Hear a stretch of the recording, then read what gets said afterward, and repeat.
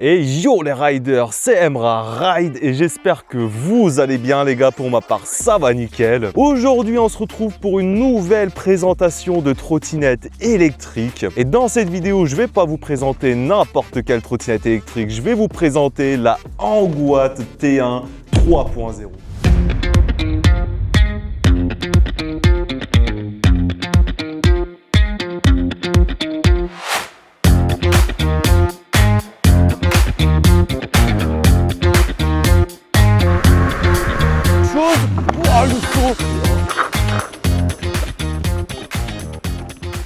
Bien sûr, avant de commencer cette vidéo, j'aimerais remercier mon partenaire Banggood. Merci à Banggood de m'avoir envoyé aujourd'hui cette Anguat T1 3.0 2026. Retenez bien le 2026 parce que c'est quelque chose qui change énormément des anciens modèles de T1 3.0. Donc franchement, merci beaucoup à Banggood. Vous aussi la communauté, si jamais cette machine vous intéresse à la fin de cette vidéo, vous retrouverez dans la description le lien et le code promo EMRAT1 qui vous permettra d'avoir cette machine beaucoup moins chère. Et si vous voulez me soutenir autrement, les gars, comme d'habitude, je vous demande quelque chose de très simple, c'est de liker, de partager et de booster cette vidéo et même d'y mettre un petit commentaire parce que ça me fait super plaisir. Avant de commencer la présentation de cette machine, je vais vous parler du unboxing. En gros, cette machine, je l'ai reçue en à peu près une semaine à une semaine et demie et dans le carton, on y retrouve pas mal de choses. Et bien sûr, j'ai ma petite feuille comme d'habitude. Alors, au niveau du carton, qu'est-ce qu'on retrouve à l'intérieur? Tout d'abord, on retrouve la trottinette.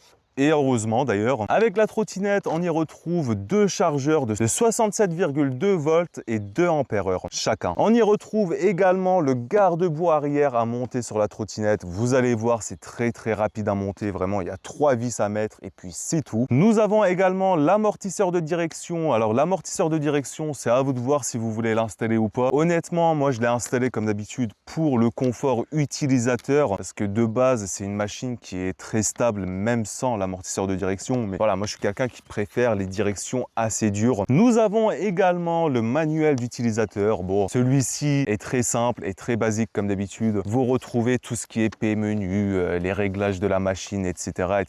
Et pour finir, on y retrouve un jeu d'outils. Alors comme d'habitude, c'est un jeu d'outils que je vous conseille d'utiliser pour resserrer un peu votre machine, mais essayez pas de forcer dessus parce que vraiment c'est des outils qui sont très cheap et très mous, donc vous avez tendance à très vite les foirer. Maintenant, parlons un peu caractéristiques de cette Anguat T1 et vous allez voir que cette machine, mais elle envoie du lourd, c'est quelque chose de dingue. Déjà pour commencer, je vais vous parler de la batterie. Cette machine est équipée d'une batterie de 60 volts, donc déjà quand on parle de 60 volts, on sait très bien que c'est une machine qui va arracher le bitume. 60 volts, 28,6 ampères. Le constructeur nous annonce une autonomie de 80 à 105 km. Alors, il faut savoir que sur cette chaîne, j'ai déjà fait 2 tests d'autonomie avec des Anguat. C'était avec la Anguat F1 et la Anguat C1 2.0. Et pour l'instant, je n'ai jamais été déçu de l'autonomie annoncée par le constructeur. Parce que jusqu'à maintenant, on a toujours été dans la fourchette haute niveau autonomie. Donc, quand c'est marqué 80 à 105 km d'autonomie, pour moi, je pense on est très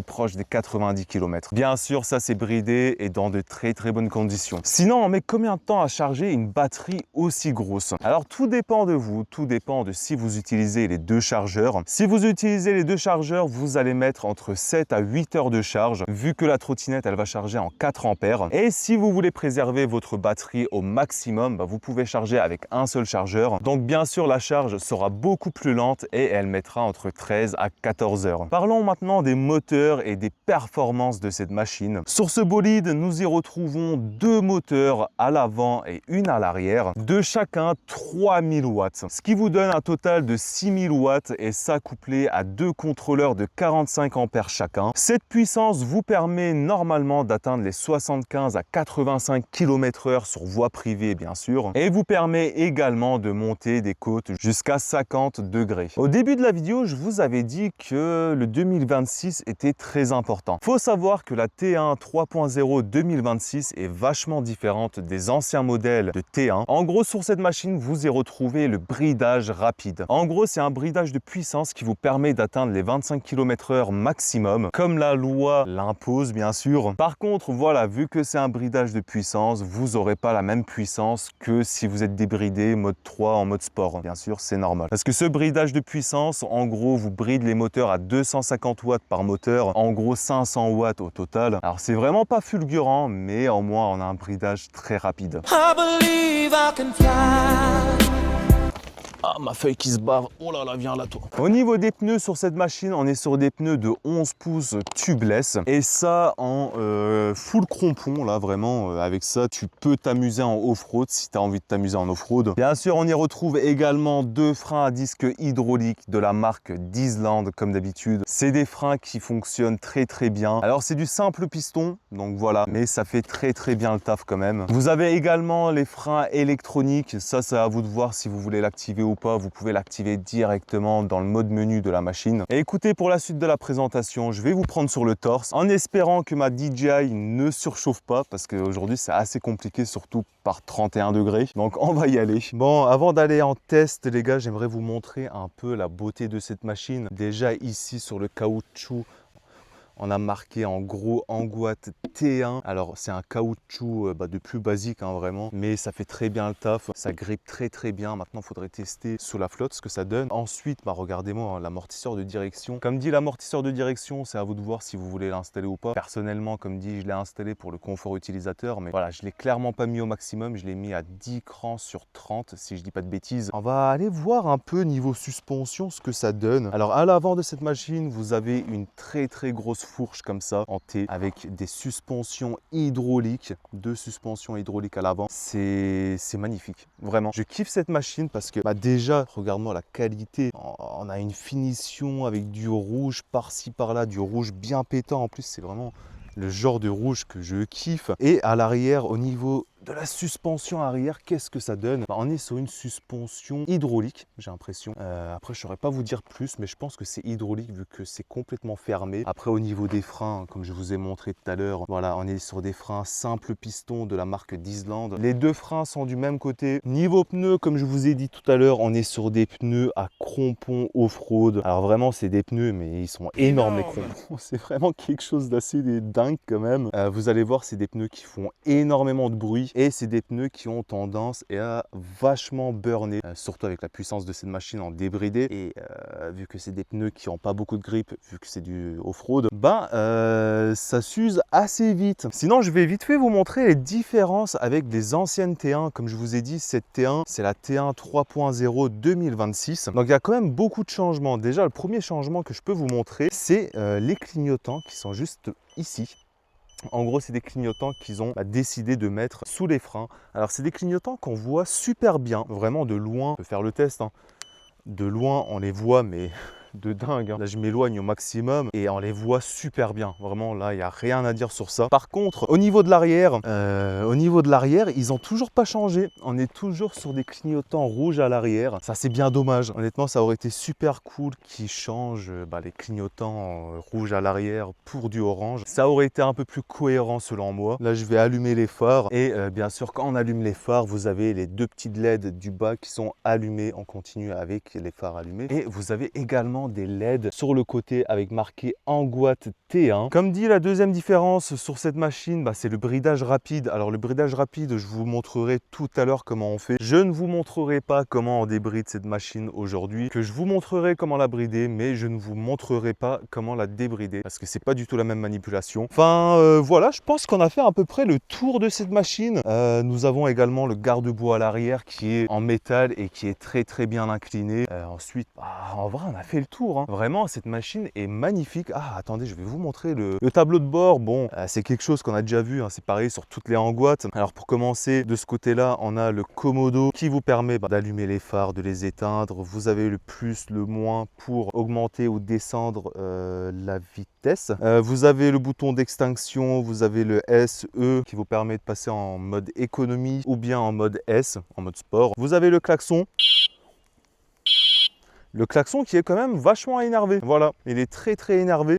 Du côté droit, bah, vous avez l'accélérateur au pouce comme d'habitude. Au niveau de l'écran, on est sur quelque chose d'assez basique également. Vous avez en haut ici le mode E, en gros mode économie, le S qui s'affiche en orange pour dire mode sport. Juste en dessous, vous avez le voltage, donc actuellement on est à 64,8 volts. Juste en dessous du voltage, vous avez le nombre de barres, mais ça c'est... Ne vous fiez jamais à ça, vraiment par pitié. À droite, vous avez l'icône de la lumière qui s'affiche en bleu pour dire que c'est allumé. Vous avez les gears juste en dessous, donc de base, vous avez 5 gears sur cette machine que vous pouvez paramétrer pour en avoir que 3. Juste en dessous du gear, vous avez le trip et le odo total. Donc là, j'ai un odo total de 204 km sur cette machine. Et bien sûr, pour changer entre le odo et le trip, tu as juste à appuyer sur le bouton power une fois. Après, pour aller dans le mode menu, il n'y a rien de compliqué. Tu restes appuyé sur le plus et le moins. Là, ça va te marquer P0. Ensuite, pour changer les P, tu cliques sur le bouton power. Et là, tu peux changer. Alors, je ne vais pas te montrer les paramètres parce qu'il y en a beaucoup trop. Et voilà,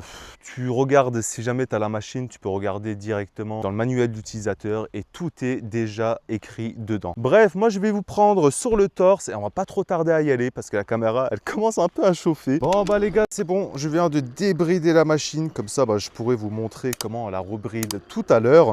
Alors, là, ce qu'on va commencer à faire, c'est déjà, on va rouler un peu. Et attendez, parce que il y a mon téléphone, mon GPS qui me dit que je roule trop vite. Alors oui, je viens de mettre le compteur GPS sur mon téléphone pour essayer de voir si le compteur de la trottinette est juste ou pas. Et pour l'instant, ça me paraît plutôt juste. Je vais essayer de me caler. Je suis à 27 compteurs et à 26 GPS. Alors, on va essayer de ne pas trop rouler doucement aujourd'hui. Malheureusement, c'est à contre-cœur parce que la caméra, bah, elle aime bien surchauffer aujourd'hui. Je ne sais pas pourquoi. Peut-être parce qu'il fait 30 degrés. Au niveau de la vitesse, on m'a l'air très bon également. Alors, on va commencer comme d'habitude par le test de vitesse. Alors déjà, vous entendez les crampons. Oh là là là là. Oh, le bruit des crampons, les gars. Alors, c'est ça qui est bien, j'ai envie de te dire, avec les pneus off-road, c'est qu'on t'entend arriver. Ça, c'est clair et net. On t'entend arriver de très loin. Par contre, comme d'habitude, il n'y a aucun grip. Dès que tu commences à rouler sous la flotte, il y a zéro grip. Si tu commences à rouler sur du off-road, ça va, tu vois. Mais voilà. On va essayer de faire assez rapide aujourd'hui parce que vraiment, la caméra, à tout moment, elle cut. Et ça va me rendre fou.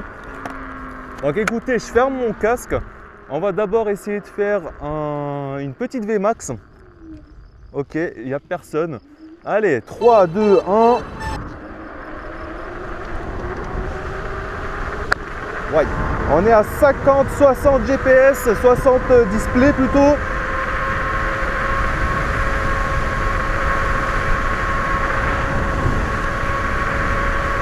« 70 display, 73 display, 70 GPS. La stabilité est très bonne.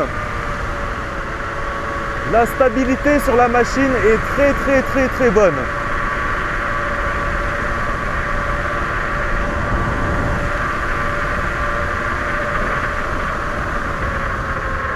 Ok.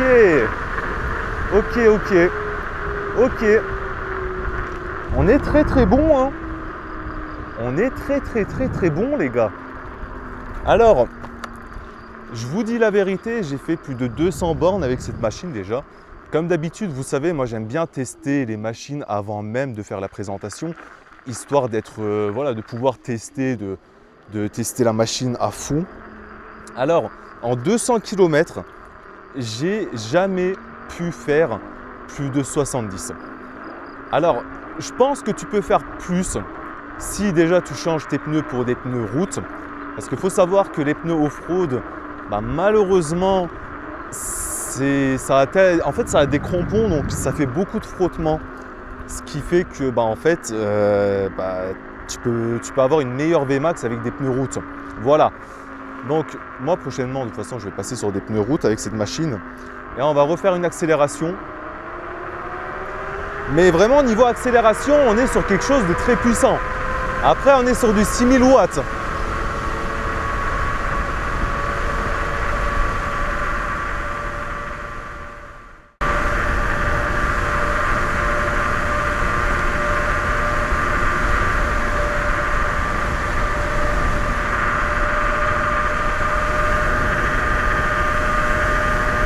« 78 GPS, display 78 display. »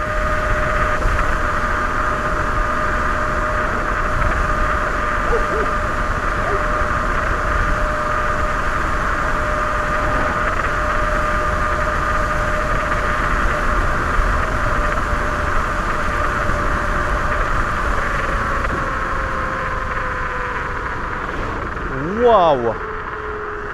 Waouh! Ah ouais! Waouh! Wow, je crois que j'ai rarement fait une ligne droite aussi longue à haute vitesse. Waouh! Ah non, vraiment les gars, niveau stabilité. Après, avant même de recevoir cette trottinette, je savais que niveau stabilité, ça allait être quelque chose. Parce que en fait, les doubles fourches comme ça, la plupart du temps, les trottinettes avec double fourche, c'est vraiment ce qu'il y a de plus stable. Vraiment, si tu guidonnes avec une trottinette en double fourche comme ça, c'est qu'il y a un problème quelque part. Soit ça vient de toi, mais ça peut rarement venir de la trottinette. Honnêtement, elle marche super bien. Ah non, mais c'est vraiment, c'est affolant. Bon, ce qu'on va faire les gars, c'est que je vais laisser la caméra refroidir un peu. On a fait notre test de VMAX. Vous savez quoi, attendez, je vais me mettre sur la piste cyclable et je vais vous montrer comment on bride cette machine. Et vous allez voir que c'est vraiment pas compliqué à brider. C'est vraiment un bridage qui est très simple.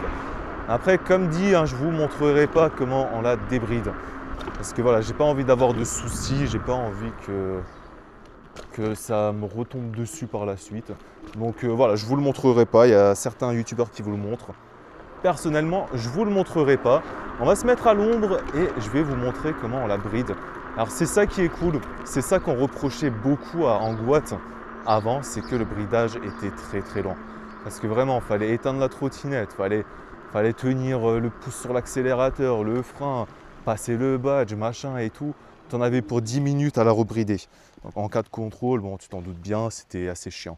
Alors pour le bridage, c'est très très simple les gars. Tu appuies sur le frein, tu cliques 2 fois sur le bouton Power. Voilà, au bout d'un moment, ça va faire bip. Et là, normalement, si on accélère, voilà, déjà, j'ai beaucoup moins de puissance. Et j'oublie la béquille, bien sûr.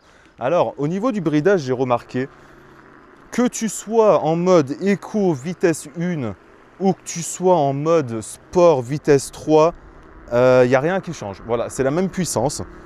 Dans tous les cas, on sera sur du 250 watts par moteur et pas plus.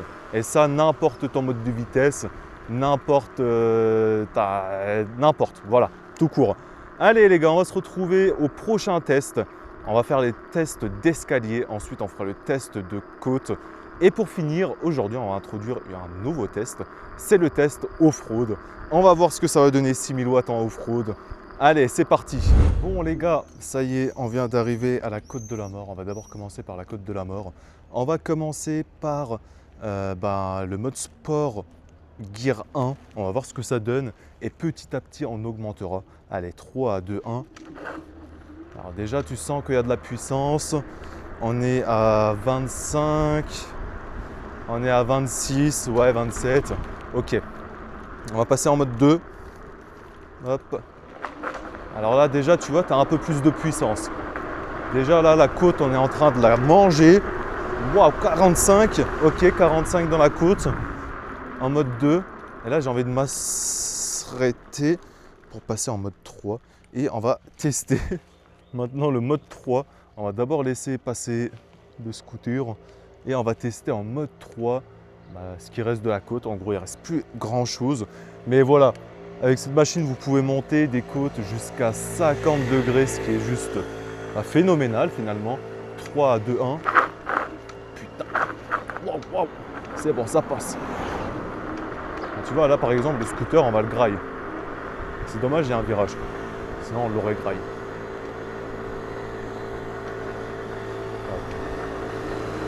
Voilà, par exemple, on est à 36, 40, 50.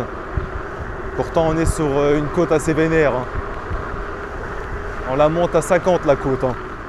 Alors vraiment, là, c'est quelque chose. C'est dommage sur les Angoat. Alors d'un côté, c'est dommage, d'un côté, c'est cool. Sur les Angoat, tu peux pas être en simple moteur. C'est fait exprès sûrement. Peut-être que ça revient moins cher à la fabrication aussi, j'en sais rien. Mais tu roules toujours en double moteur. Ce qui fait que, en gros, tu économises de la batterie finalement. Ah. Aïe. Aïe. Oh punaise, lui je l'ai pas vu. Oh lui je l'avais pas vu. Oh, j'ai failli prendre un mini Dodan à 80 là. Bon, on va aller vers les escaliers et ensuite on finira la vidéo en off-road, hein, je pense. De toute façon, vraiment cette machine, moi j'ai rien à vous dire. Après, niveau défaut, comme d'habitude, hein, pour moi c'est la même chose avec toutes les Angoat. C'est au niveau de l'écran déjà. Écran. Ensuite, nous avons l'écran parce qu'on ne voit rien du tout.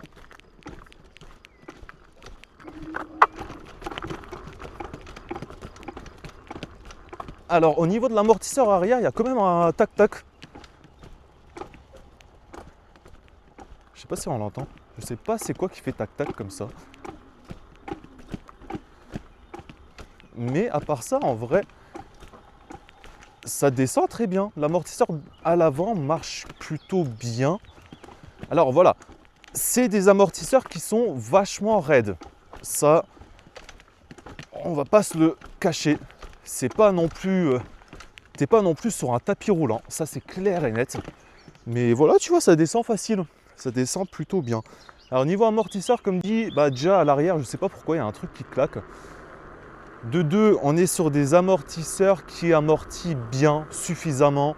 Mais voilà, c'est pas des amortisseurs que tu peux régler selon tes envies. Après, pour le prix, honnêtement, est-ce qu'on aurait pu demander plus? Je pense pas.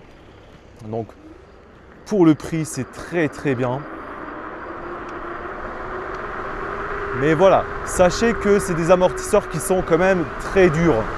Après, c'est parfait en soi pour la route. Vraiment les gars, niveau stabilité, ça bouge pas d'un poil. On est à 65. Non mais vraiment. Ah, niveau stabilité, ça bouge pas.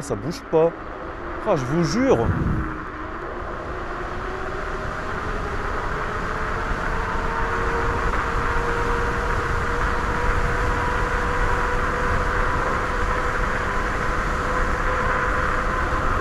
Et vraiment, le bruit des pneus, c'est quelque chose aussi. Hein.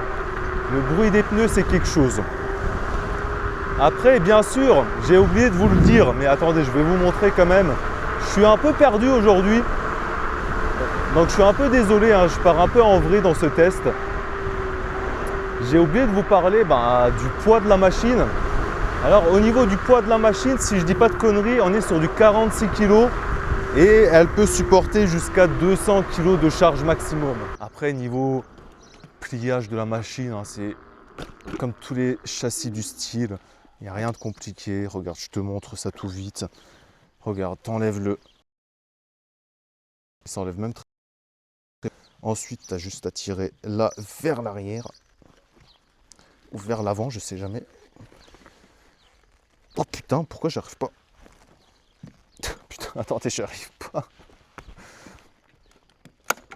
Ok, alors quand on n'y arrive pas, faut pas hésiter à faire du avant-arrière parce que je pense qu'avec le temps, ça prend de la poussière, etc. Donc ça a peut-être tendance à bloquer un peu. Donc là, ça s'est débloqué. Tu as juste à tirer vers l'arrière. Hop, tac.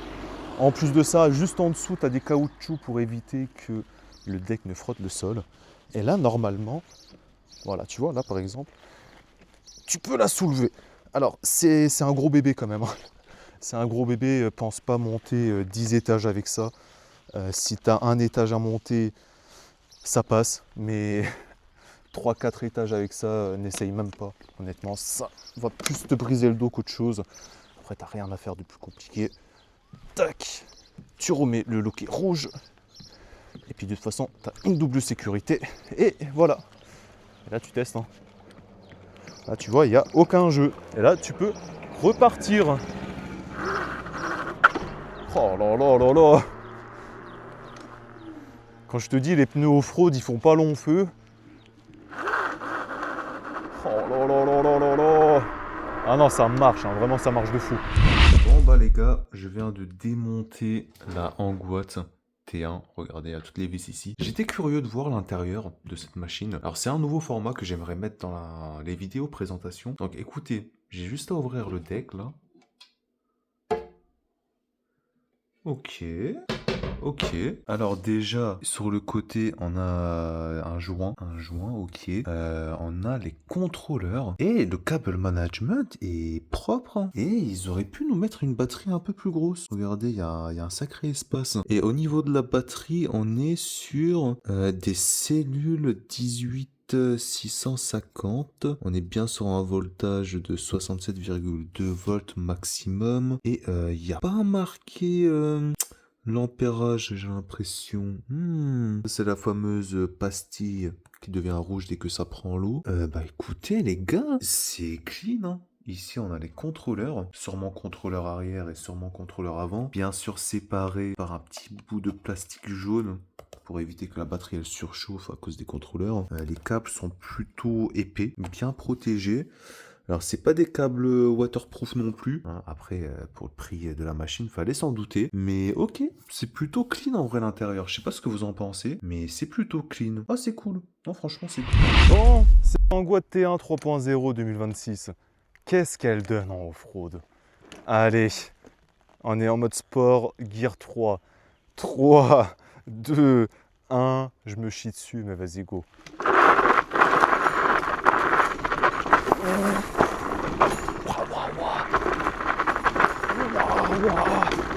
Alors, il y a des micro-coupures. Alors, oui, ça, je vous en ai pas parlé. Il y a des micro-coupures sur cette machine. Comme sur toutes les Angoites. Mais sur cette machine, on la ressent quand même beaucoup moins que la C1, par exemple. Sur la C1, c'était vraiment quelque chose... Ouah, le saut. Sur la C1, c'était quand même quelque chose d'assez énervé. Le deuxième saut... Ok, les suspensions font le taf. Pour l'instant, j'ai rien cassé. Alors, il y a des micro-coupures moins énervées que sur la C1 2.0. Ouah, le saut. Mais ça reste là quand même. Il y a quand même des micro-coupures.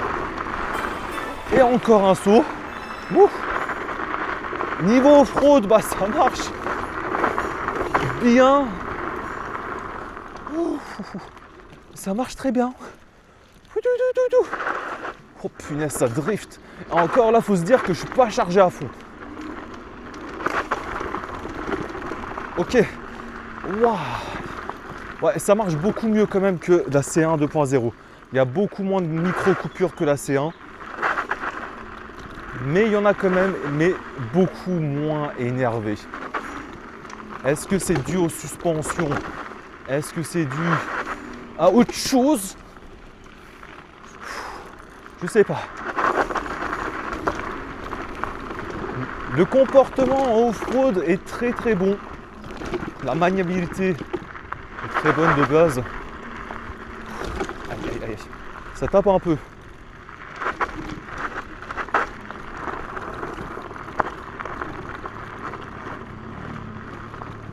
Tac. Bonjour. Wow. Ok, ça marche bien.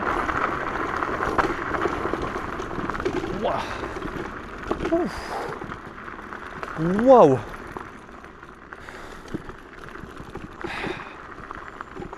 Oh punaise. Ok. Ah, je ferai plus de off-road. Ah ouais, ok. Si vous voulez vous amuser en off-road, bah cette machine est parfaite. Elle marche super bien en off-road. Waouh. J'ai plus de mains, j'ai plus de bras. Juste pour ça les gars, mettez des likes.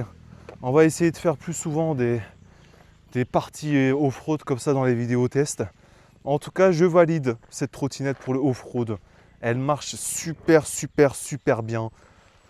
Sur ce, on va s'arrêter ici, les gars. Avant de s'arrêter, bien sûr, je vais vous parler des points positifs, des points négatifs. On va commencer par les points positifs. Déjà, le fait qu'il y ait enfin un bridage rapide sur cette machine, c'est juste incroyable. Le deuxième point fort pour moi, c'est le nouveau système de clignotant à l'avant. Honnêtement, on les voit beaucoup mieux. Surtout que avec cette machine, on aurait pu ne pas voir correctement les clignotants à l'avant, étant donné que la fourche, elle cache la moitié, pratiquement tout le deck à l'avant. Donc ça, c'est vraiment cool. Alors, ils auraient pu quand même, pour la cohérence, mettre les clignotants à l'arrière qui sont rouges, les passer en orange. Il n'y a rien de compliqué normalement. Avec un peu de chance sur la T1 2027, on y croit. Ensuite, en point positif, le troisième point positif, c'est la maniabilité. La trottinette est énorme. Elle est énorme, hein, vraiment. Elle a un gabarit juste énorme, une double fourche, etc. Et même avec ça, elle a une maniabilité qui est juste folle. Vraiment, elle est folle, la maniabilité. Après, ça, je m'en doutais. La maniabilité, elle vient quand même grâce à la double fourche à l'avant et l'amortisseur de direction. Mais honnêtement, cette trottinette, c'est une trottinette que tu peux conduire facilement sans amortisseur de direction, vraiment.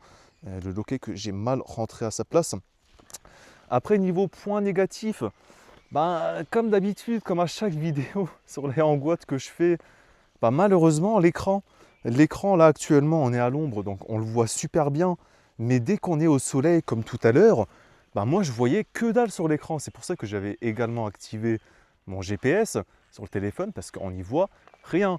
Donc je ne sais pas si en Hangouat, vous avez la possibilité d'augmenter de 15-20% la luminosité de vos écrans, mais si c'est le cas, ça serait juste incroyable. Ensuite, en point négatif, qu'est-ce que je peux vous dire? Point négatif, en vrai, il n'y en a pas 50 000. Hein. En autre point négatif, voilà, les clignotants à l'arrière qui sont rouges. Et peut-être le bruit de tac-tac à l'arrière, je ne sais pas d'où ça vient. Pourtant, j'ai bien tout revissé. Et dès qu'il y a un peu trop de bosse, etc., ça claque à l'arrière. Donc je ne sais pas à quoi c'est dû. Il faudrait peut-être que je regarde. Peut-être que ça vient d'un truc dans le deck, j'en ai aucune idée. Enfin voilà, je crois que je vous ai à peu près tout dit sur cette machine. Personnellement, c'est ma machine préférée. Et même, ça va être ma machine principale désormais. Ça va être la machine qui remplace la Tevron finalement. Sur ce, moi les gars, je vous dis à la prochaine. J'espère que ce test vous aura plu avec cette Hangouat T1. Moi, je vous dis à la prochaine. N'hésitez pas à passer par le lien et le code promo dans la description. C'était Emra Ride. Je vous kiffe. Ciao, bye Cimer.